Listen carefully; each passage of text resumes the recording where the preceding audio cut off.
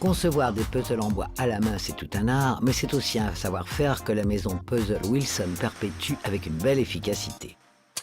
Avenue Émile Zola, dans le 15e arrondissement de Paris, une femme semble découper une planche de bois. En réalité, elle découpe un puzzle de bois, puisque nous sommes chez Michelle Wilson, dernière entreprise en Europe à découper des puzzles d'art à la main et de manière artisanale. Un savoir-faire que Michelle Wilson a voulu sauvegarder en créant ces puzzles en 1975. Des décennies plus tard, c'est Julien Vahagnan qui a repris le flambeau.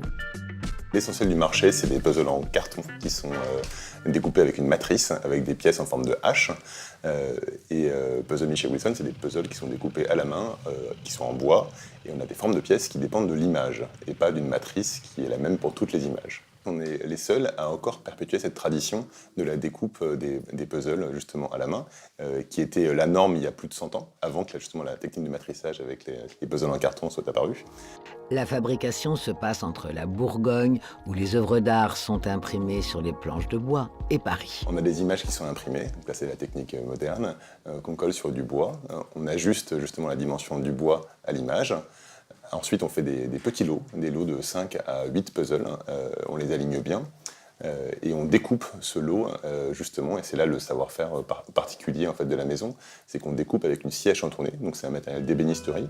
Pour cette partie, c'est Lucie, la dernière arrivée dans la maison, qui s'en occupe. Après une formation en marqueterie, elle a décidé de se consacrer au puzzle. Oui, alors on reçoit le bois déjà collé avec les impressions dessus.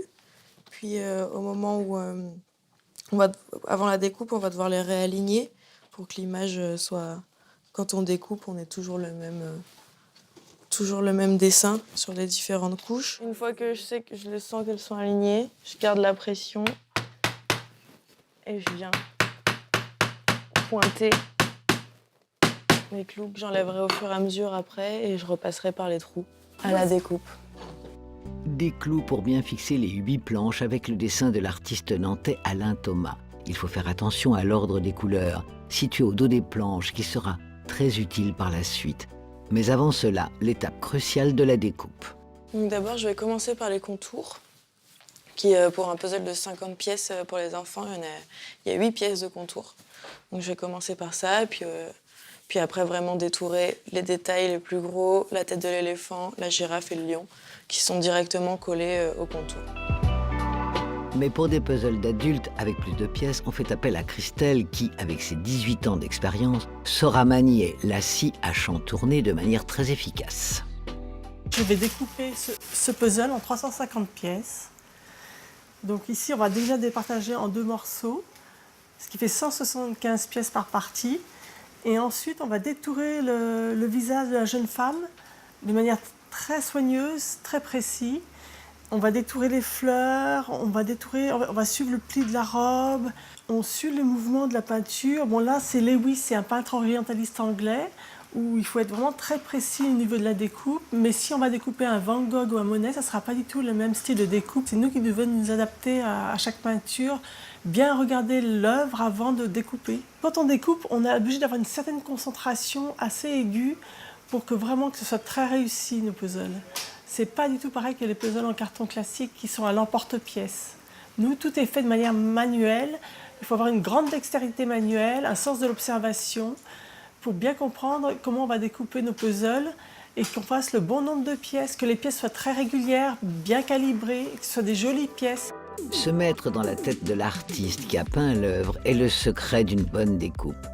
Après la découpe, donc, c'est là qu'interviennent les différentes couleurs situées au dos des planches, puisqu'elles servent à mettre en boîte les puzzles. Et voilà, maintenant, les puzzles d'art sont prêts à l'emploi. On fait des puzzles d'art en bois, c'est comme ça qu'on met en avant notre production. Art au sens artisan, mais aussi des œuvres d'art qui sont montrées. Et pour la collection adulte, nous avons exclusivement des œuvres d'art, donc qui sont les images, avec une très large collection qui est assez originale par rapport au choix proposé par nos confrères qui font des puzzles en carton. Et pour le choix des œuvres, il y a une mode, mais pas seulement.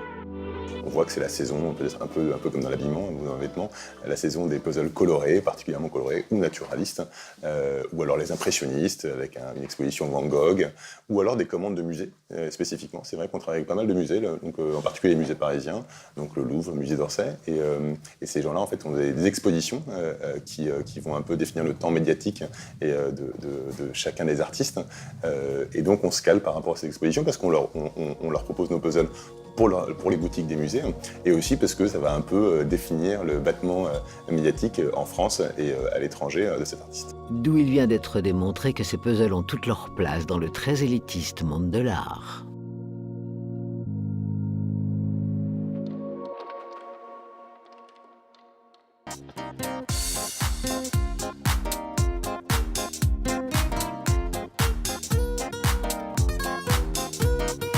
Les femmes sont toujours trop habillées et qu'elles ne sont jamais assez élégantes.